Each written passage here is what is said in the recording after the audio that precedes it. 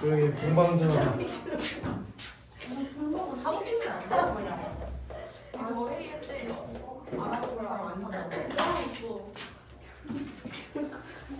자, 요거 감성 따지기 3번에 다음 작품과 홍만근은 이렇게 말했다. 이 형식적 특징에 대해서 비교해보지. 그거에다가 맞추셔야 돼요.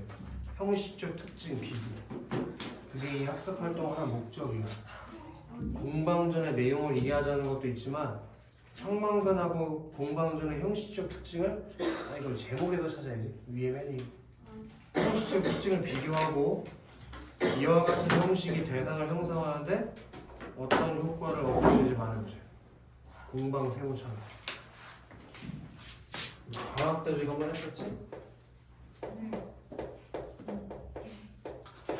그 공방은 돈을 의인화했다는 걸 기억해야 돼요. 정연아. 돈을 의인화한 거예요. 바로 해주시죠. 겉은 동그랗고 가운데는 네모나면. 지금 니네가 밑줄 친 게 있지? 써. 공방의 외양 묘사, 생김새를 묘사한 건데 그게 뭘 묘사한 거야? 돈의 겉모습을 묘사한 거지. 돈이 이렇게 생겼잖아. 겉은 동그랗고 안은 네모나게 생겼잖아. 그치? 이게 공방의 겉모습을 묘사한 건데 그걸 통해서 뭘 보여주고 싶은 거냐면 이걸 꼭 외워줘. 겉과 속이 다른 것. 그 사자성어로 뭐라고 하냐? 표리부동. 멋있어. 표리부동. 한문식 활동. 이렇게 겉과 속이 다른 게 뭘 의미하는 거냐? 돈에는 긍정적 기능도 있고 부정적 기능도 있다는 돈의 양면성에 대해서 얘기하는 거라고. 겉은 동그란데 속은 네모나다. 그래서 세상의 변화에 잘 대응했다. 즉 잘 맞춰가면서 둥글둥글하게 살았다 이거야. 공방은 네모칠 거예요. 한나라. 제가 얘기했지만 시대적 배경의 변화에 따라서 좀 정리를 해가는 게 좋다고 했어. 한나라 시대 때 밑줄 쳐. 왜? 알아서 잘 알아들어. 한나라 때 벼슬에서 홍려경이 되었다에 밑줄 칠 거예요. 이게 뭘 의미하는 거냐? 한나라 때 얘가 벼슬을 했다는 게 뭘 의미하는 걸까? 한나라 시대 때는 돈이 쓰였다는 얘기라고. 이전에는 돈이라는 게 있을 수도 있고 없을 수도 있었잖아. 오케이? 근데 한나라 시대 때는 돈이라는 게 유통이 됐다는 거야. 자, 그때 당시에 오나라 임금인 비 세워칠까? 비 사람 이름이다. 오나라 왕 이름이 비야. 비. 그리고 여기서 조심해야 되는 건 뭐냐면 이런 거에 대한 개념을 이해해야 돼.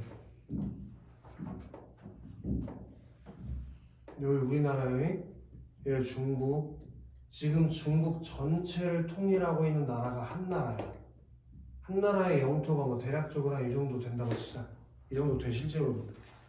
근데 그럼 영토가 너무 넓잖아. 우리나라도 지금 내가 엄청 크게 그리거든? 실제로 우리나라 뭐 이만큼밖에 안 돼, 지도를 보면. 이해되나? 그럼 혼자서 이 나라를 다 다스릴 수가 없지. 뭔 말인지 알아? 그래서 우리나라에서 충청도, 뭐 경기도 자르는 것처럼 여러 개로 나라를 쪼개가지고 자기 친척들한테 나라를 맡기는 제도. 그런 걸 우리가 봉건제도라고 역사 시간에 배웠었어. 그럼 그 한나라 중에서 여기 강이 하나 흐르는 이 이남 지역 여기 있지. 여기를 오나라라고 불렀었어. 이 지역을. 이해돼? 여기를 맡아 다스리는 사람이 비인 거야. 한나라는 큰 나라고 그 안에 조그마한 오나라라는 자치구역이 있다고. 거기를 다스리는 애가 비야. 이걸 조심해. 자, 그 비가 밑주실 거예요. 교만하고 참나봐요. 그 사람의 성격에 대해서 그냥 직접적으로 제시했잖아. 교만하고 참람하다. 그럼 부정적인 사람이니까 세모를 친 거겠지, 그치 세진? 권력을 마음대로 행사했는데 공방이 비를 도와서 이익을 취했다. 호재 때 나라가 텅 비고 창고가 텅 비게 되었는데 호재가 이것을 걱정해서 공방을 부민후로 임명했다. 부민후가 뭐냐? 백성을 살찌우는 벼슬. 그게 부민을. 돈이 많으면 살찔 거 아니냐. 백성을 잘 먹고 잘 살게 하는 벼슬에 임명을 했대. 돈을. 자, 이 그 무리인 염철승. 염철승 밑에 살포시 쓸까?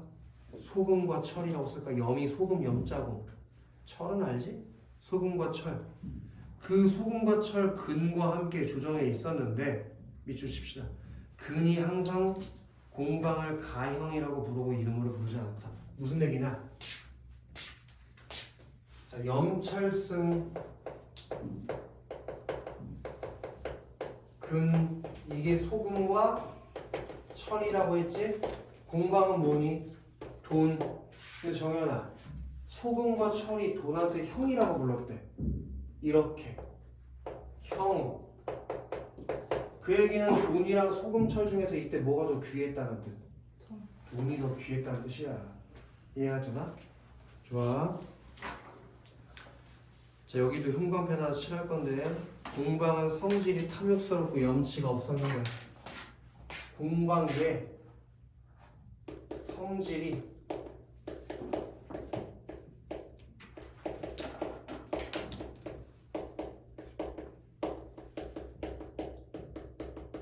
그렇게 왜 형광펜 칠한 거냐?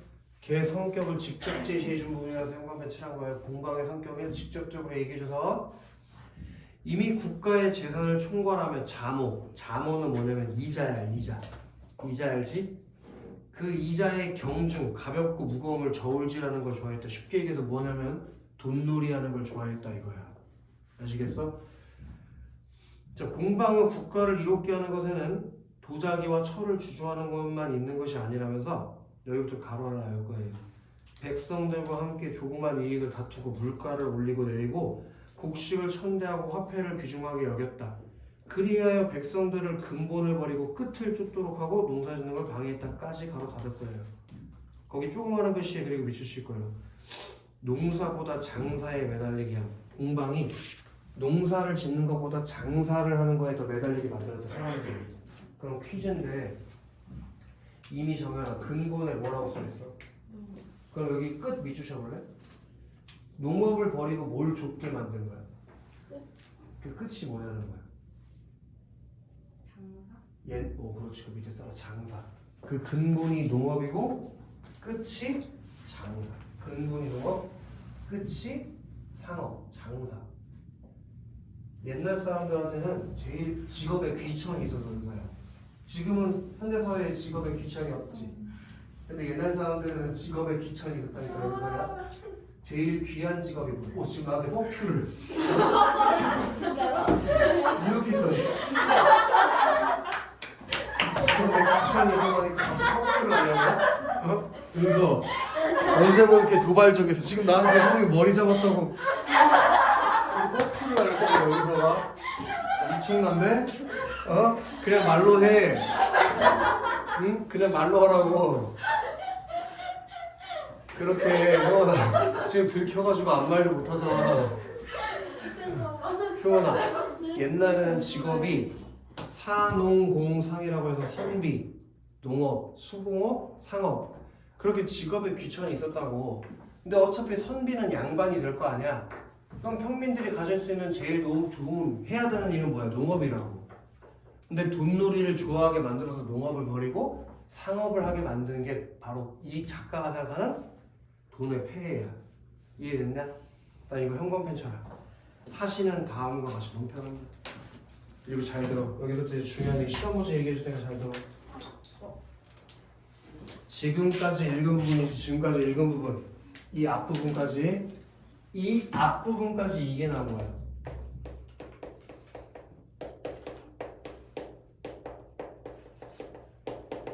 공방이 어떤 삶을 살았는지 얘기해 준 거. 그리고 지금 내가 형광펜 친 사신이 이렇게 말했다부터 뭐가 나오는 거? 작가의 공방이라는 사람에 대한 논평이 나와. 우리 오늘 이거 배웠을걸? 인물의 행적과 논평을 제시해 주는 거 뭐라고? 전양식이라고. 인물의 일대기를 보여주는 거. 아까 황만근 어때? 황만근은 이렇게 말했다는 어떻게 써있었어?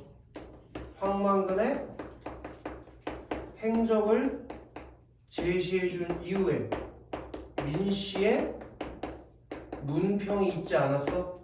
그럼 두 작품 다 공통적으로 무슨 양식으로 썼다는 공통점이 있어. 전 양식으로 썼다는 공통점이 있잖아. 그래서 비교해보는 거야. 이해돼, 세진? 그게 아주 중요해. 다른 사람의 신하가 된 사람이 두 마음을 품고 큰 이익을 줬는다면 이 사람은 과연 충신인가? 서리법이지. 충신이 아니란 얘기지, 그치? 효원? 공방이 때를 잘 만나고 좋은 주인을 만나 정신을 모아서 정중한 약속을 맺었고 생각지도 못한 사랑을 받았다. 당연히 이로운 일을 생기게 하고 해로운 것을 제거하여 은덕을 갚아야 하지만 밑줄 하십시다. 비, 해놓으실 거야. 비는 비를 도와 권력을 마음대로 하고 마침내 자신의 무리를 심었다 해주실 거예요. 비에다가 세놓치고 비를 도와 권력을 마음대로 하고 마침내 자신의 무리들을 심었다 해다 붙이시고 그게 효만한 공방의 어떤 태도에 대해서 지적한가? 좋아요. 공방이 이런 행동은 충신은 경계에 바뀜에 사귐은 없다라는 말에 위배되는 것이다. 공방이 죽고 그의 무리들이 다시 송나라에 기용되어 권력자에게 아부하고 올바른 사람들을 모함했었다. 비록 길고 짧은 이치가 하늘에 있다고 해도 원제가 공우에다가 또 공우. 우리 작품에는 안 나오지만 공우는 누구냐면 공방의 무리를 모두 없애버려야 된다고 지적했던 사람이야. 이해되나? 그래서 동감을 친 거야. 공우의 말을 받아들여 한꺼번에 공방의 무리를 죽였다면 뒷날의 근심을 모두 없앨 수 있었을 것이다. 공방을 없으면 근심이 없어진다. 그럼 거꾸로 해보면 공방이 뭐라는 얘기야? 이해됐나? 그렇게 조그마한 것이 미주시가 돈에 대한 비판적 시각. 그렇게 돈에 대한 비판적 시각이 담겨있을 글쓴이에 다만 공방의 무리들을 억제하기만 하여 후세까지 그 패단을 미치겠으니 어찌 일보다 말이 앞서는 사람, 그게 누구야? 공방이겠지? 그런 사람은 믿지 못할까를 근심하지 않겠는가에다 살포시 쓰자. 서리포. 그걸 통해서 믿지 못하고 근심할 수밖에 없다 라고 돈에 대한 부정적인 평가를 내린 거야. 공방에 대한. 이해됐나? 우리 이렇게 있잖아, 정연아. 공방이라는 건 돈이지. 근데 마치 사람처럼 뭐 했어? 그렇게 해놓은 글의 갈래를 가전체라는 거야. 가전체. 가짜 전기로 쓴 글이란 뜻이야. 실제 인물의 전기를 쓴 건 실전이야. 이거는 사물을 사람처럼 표현한 거니까 가짜잖아, 그치? 그렇게 가짜 전기라는 말을 줄인 게 가전이라고. 가전. 얘네들 그래서 다 무슨 성격을 가지면 졸라 중요한 건데 풍자적, 그리고 우의적, 그리고 무화적 성격을 가지고 있고 그걸 통해서 돈의 폐해에 대한 비판에 대해서 얘기해주고 싶어서 쓴 글, 그게 공방전이에요. 돈의 폐해에 대한 비판. 그렇게 돈에 욕심을 내는 사람들에 대해 비판을 하기 위해서 쓴 글이 공방전이다. 아시겠어? 그럼 그 밑에 거는 다 이해된 거 같고 예시답으로 가볼래? 우리가 이 학습 활동을 하는 이유가 뭐라고 했어? 황만근이랑 여기에 대모치라는 건데 형식적 특징을 비교하는 거. 자, 두 작품은 모두 이거 가로 열 거야. 인물의 행적부터 인물에 대한 평가까지 가로 열고 닫을 거야. 인물의 행적과 인물에 대한 평가 순으로 내용이 구성되는 네모칠게요. 전. 그게 인물의 일대기 양식이지? 전의 형식적 특징이 공통적으로 나타난다. 그러니까 두 작품의 공통점은 전부 다 전 형식으로 써줬다는 게 공통점이야. 다만 황만근에 이렇게 말했다 해서는 밑주실 거예요. 두 개 밑주실 거예요. 가계가 분명하게 드러나지 않고 걔한테 1번 줄 거야. 1번. 여기서 가계라는 건 정연아 뭘 말하는 거냐면 가계도라고 그 집안의 내력에 대해서 얘기하는 거야. 공방전은 그 집안의 내력이 자세하게 나오거든. 근데 황만근은 아빠랑 할머니만 나오지 그 위에 어떤 삶을 살았는지는 안 나오잖아. 자기가 밑줄 하나 더 줄래? 역순행적 구조. 걔한테 2번 줘야 돼. 그리고 옆에 써라. 차이점. 가계가 드러나지 않는다. 역순행적 구조를 취하고 있다. 이건 공방전과 황만근의 차이점이에요. 근데 둘 다 전 양식을 쓰고 있다는 거는 뭐야, 지금?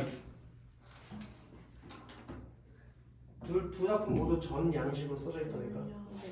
그거는 두 작품의 공통점이겠지. 둘 다 전양식으로 써져 있는 거. 근데 공방전은 가계가 잘 드러나 있고 순행적 구성을 취하고 있다면 황만근은 역순행적 구성을 취하고 있고 가계가 잘 드러나 있지 않다는 점이 차이점이라고. 아시겠어?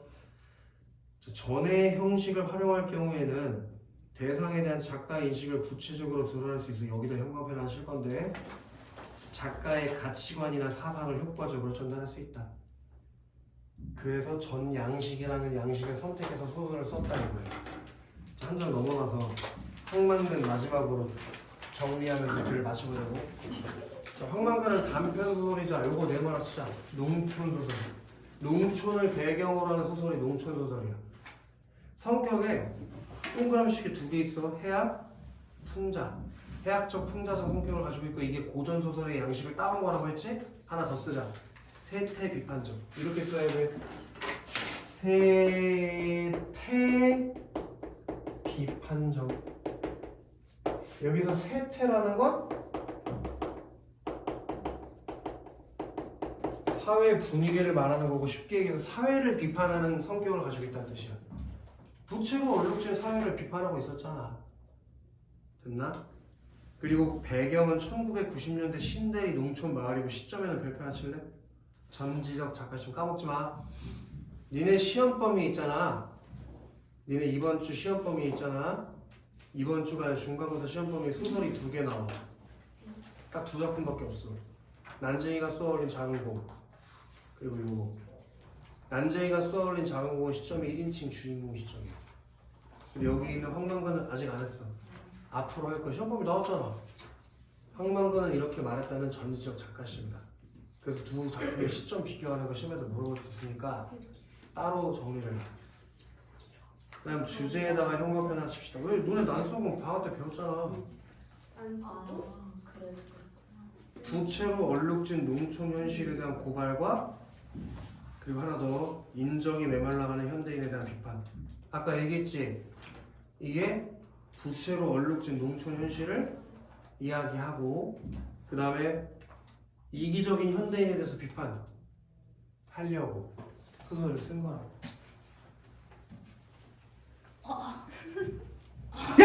뭔 소리야? 잠이 와 지금? 반티 토트넘 헛소리 할 때는 잠 안 자고 지금 중요한 한방글 정리할 땐 잠이 와? 그리고 특징에 네모나시아 전형식. 이건 너 이거 대답 못하면 200대 맞아. 전형식은 어떻게 구성되어 있다고 했어? 그러니까 어떻게 왼쪽에다 가라고 써볼까? 리원 전형식이 인물의 행적, 인물에 대한 평가 그렇게 구성되어 있다니까. 전형식이 인물 행적, 인물에 대한 평가 그런 전형식으로 이루어져 있어요. 근데 거기 봐봐. 누구냐? 은서야. 전형식으로 이루어지게 있는 게 아니라 전형식과 유사한 방식이라고 했지. 그럼 다른 점도 있다는 얘기 아니야? 그지? 뭐가 다를까? 일반적인 전형식이랑 뭐가 달라? 일반적인 전형식은 시간의 흐름 순서대로 간단 말이야. 근데 얘는 시간의 흐름대로 안 가고 아까 역순행적 구성이라고 했잖아. 그럼 오른쪽에 가로 열고 써놔봐. 역순행적 구성. 그게 일반적인 전양식이랑 다르단 말이야. 알겠어? 뭐라고요? 네? 뭐라고 쓰라고 하셨죠? 여기 유사한 방식이라는 게 일반적인 전양식은 순행적 구성이야. 시간의 흐름대로. 근데 황만근은 처음에 시작할 때 황만근이 실종됐었잖아. 그리고 황만근 태어날 때 황만근이 살았던 삶. 그럼 거꾸로 가고 있는 거 아니야 시간이? 그게 무슨 구성? 그게 유사한 방식이야. 일반적인 전양식이야. 알겠어? 그 다음에 1990년대 농촌 현실에다가 네모나 봐봐라. 그런 1990년대 농촌 현실이 뭔데? 그걸 모르면 안 돼. 부채로 얼룩진 현실, 빚만 남는 농사를 짓는 현실이야. 그런 현실의 문제점을 고발했고 이건 다 밑줄쳐야 된다. 이기적인 현대인에 대한 비판. 그 이기적인 현대인으로 대표되는 사람이 누구였어, 세진아? 이장 같은 마을 사람들이었지, 그렇지? 밑에 2개 더 쓸 거야. 조만간 있잖아. 리원이 시층에 떨어진다. 준비하고 있어. 낙하산 하나 갖고 와. 써. 해학적인 표현 사용. 해학적인 표현 사용. 어디서 있었어? 황망금. 그 황망근과 황망근의 말투에 있었지? 그래서 오른쪽 화살표 줘. 해학적인 표현을 사용해서 웃음을 유발하고 농촌의 현실을 풍자함. 그게 효과겠지? 웃음을 유발하고 농촌의 현실을 풍자함. 밑에다 하나 더 쓰자. 방언의 사용. 사투리를 사용했지? 방언의 사용 오른쪽 화살표 주자. 현장감, 사실성, 유발. 현장감과 사실성, 유발. 시험에 한번 출제된 적이 있었어 이거. 뭐랑? 현장감, 사실성, 유발. 됐어? 자, 그 다음에 이거 별표 5개 때려라. 황망근 실종으로 작품을 시작하는 구성의 효과. 준비 선생님 말을 듣고 있는 거야? 황망근 실종으로 작품을 구성하는 시작의 효과에다 별표를 치라니까 왜 전체 구성에다 별표를 치냐고. 어려운 말도 아니잖아 이게. 혜린아, 그렇게 했을 때 밑줄 칩시다. 독자가 작품에 관심을 갖게 흥미를 유발. 그리고 하나 더 해주십시다. 황망근의 생애를 추적하는 구성 방식의 발달. 그렇게 해서 밑에 이건 가로 열고 쓸 건데 황망근의 부재로 인한 존재 가치를 부각. 황망근의 부재로 인한 존재 가치 부각. 그런 효과가 있다고 앞에서 우리 학습 활동에서 하고 왔어. 이게 시험에 나와서 다 틀렸다고 했어 이거. 다시 말해주세요. 황망근의 부재로 인한 존재 가치 부각. 그 사람의 존재 가치가 부각된다고. 효과. 그건 효과가. 응? 뭐라고? 황망근에 뭐? 다시 말해주세요. 뭐부터? 효과 맞아. 부재라는 존재 가치 부각. 존재 가치가 부각되는 효과가 있다. 세 번째. 아니, 세 번째가 아니야. 지금 생애를 추적하는 방식으로서 발달하는 기능이 효과가 있기 때문에 그 효과가 황망근의 부재로 인한 존재 가치가 부각되는 효과가 있다고. 그다음 민씨의 특징. 이건 대충 읽어보시고 역할이 중요해. 역할. 이거나 민씨의 역할 한번 읽어봐라.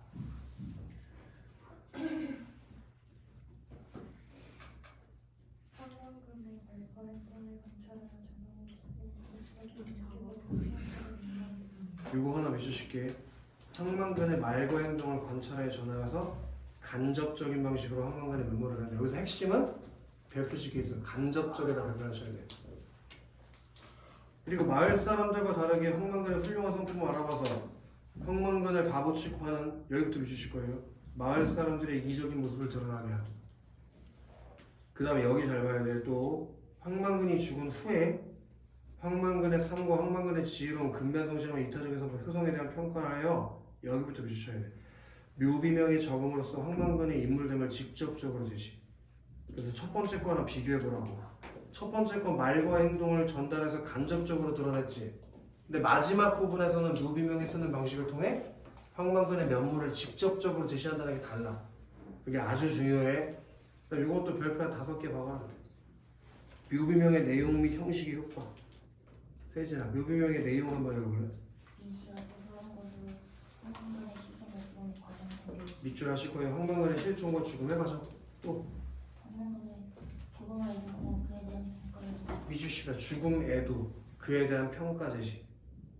그게 묘비명에 써있는 내용이고, 정연아, 형식적 효과 읽어볼래? 인물의 죽음을 가리는 효과가 기리는 효과 읽고. 기린 효과가 있어요.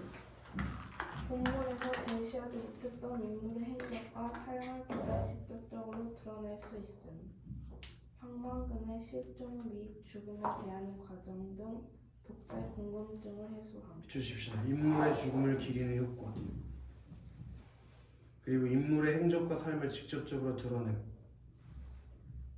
그걸 통해서 독자의 궁금증을 해소할 수 있다고 했어. 자, 옆 페이지에 황망근이랑 마을 사람들은 대조적인 모습을 보였지? 그지? 그래서 황망근은 이타적인 전통사회 인물 유형이고 마을 사람들은 이기적인 자본주의 사회 인물 유형인데 그 가운데에다가 밑으로 내려와서 민씨를 한번 써볼래? 야 이거를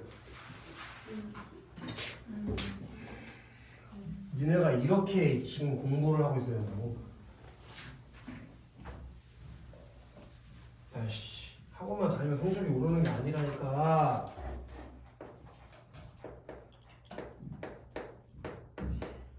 황만근은 전통 사회를 대표하는 인물이고 사회에 그리고 마을 사람들은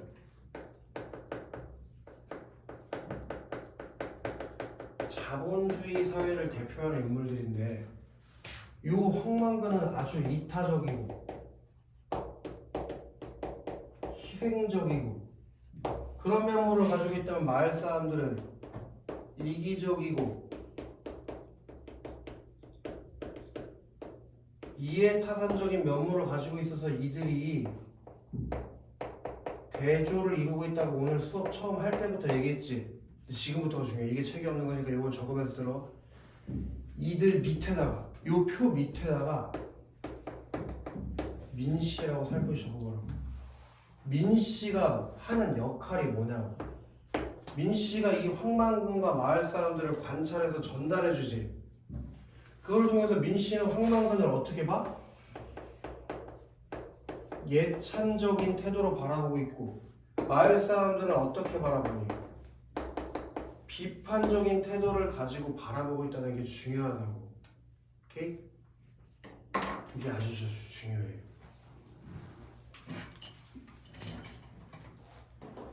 자, 그 다음에 요거 작품에 나타난 고전문학적 요소 있지? 이것은 2019년에 업성고등학교대 시험지 서술형 문제로 출제됐었는데 그러기는 뭐 불당고 애들도 충분히 출제할 수 있는 문제라는 거지. 이 작품이 현대소설이잖아. 최소한 1997년 이후에 써졌을 거 아니야. 이 IMF를 배경으로 하니까 95년에 IMF가 일어날 줄 알고 쓰진 않았을 거 아니야. 그지?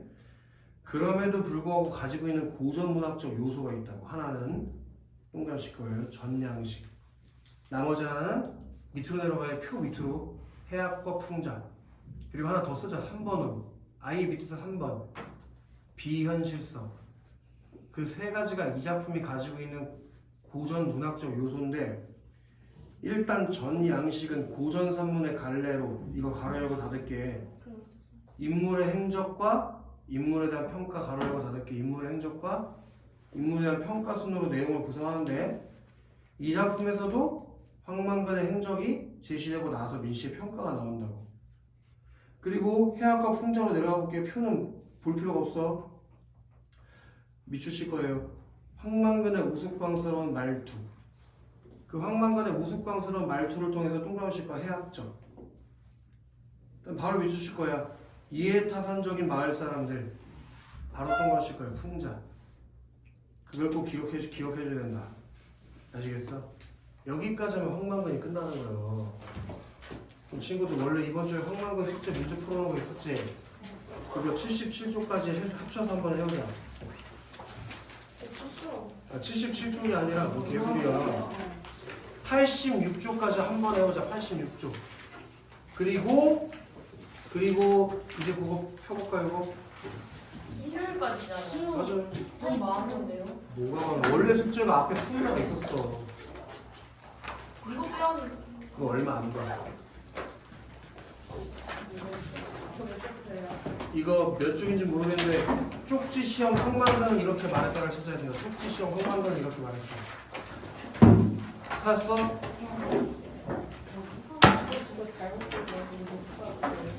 이걸 봐. 쪽지 시험 황만근은 이렇게 말했다가 있어. 거기부터 뒤로 쭉 넘어가다 보면 소단원 평가 문학작품의 내용과 형식 2번이 있을 거다. 거기까지 참새 앞까지. 아, 니네 눈물 앞까지. 눈물 앞까지 다 풀어야 돼.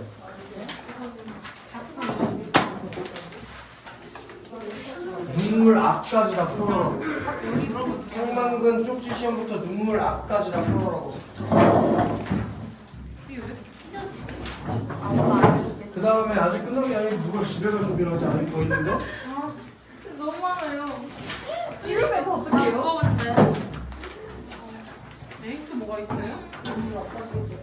인물이 어디야? 이게 많아요?